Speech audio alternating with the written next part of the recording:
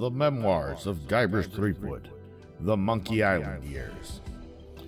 For the benefit of those of you who have ever dreamed of becoming a pirate, of mastering sword and sea, of stealing unimaginable wealth, of swilling grog until your head reels and your stomach wrenches, and of questing for that mysterious and powerful elixir, true love, I, Guybrush Threepwood, do here set quill pen to paper in the hopes of discouraging you from trying. Learn by example, if you please. Chapter 2, in which I briefly explore the town and discover an unusual chicken. I continued on my way through an archway and into the town proper, where I approached a suspicious-looking citizen loitering on a corner. He mentioned his cousin Sven, so I told him about my barber, Dominique. I figured the conversation was doomed. Then, out of the blue, he offered to sell me the very map I needed to complete the trial of treasure huntery. I wanted the map, but I couldn't pay his price. Across the street were some men of low moral fiber, the type my mother had warned me about. When I asked them about a man who tried to sell me the map, they tried to sell me a copy of the minutes of the last Melee Island PTA meeting.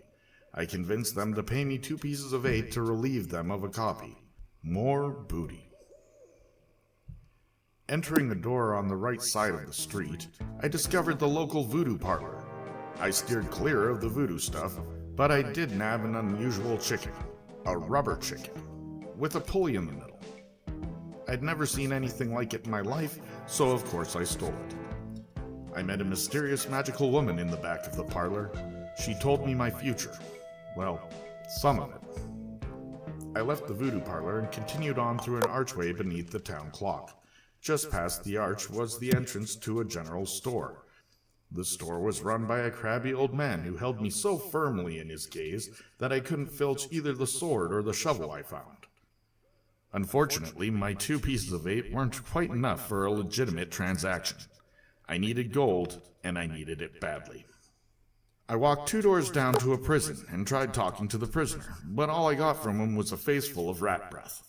I fled to the store, rang the bell for service, and asked for breath mints, which the old man happily sold to me. I returned to the prison and donated a mint to the prisoner, who, when I inquired, told me his name was Otis. I asked him why he was imprisoned and if I could get him anything, and he told me of a yellow flower that grows in the forest and asked me for some rat repellent. I told him that I didn't have anything for the rats, but I'd bring him some if I found it. Decided that the town had offered me all it was going to for now. I headed back the way I had come, beyond the lookout's post to the island paths.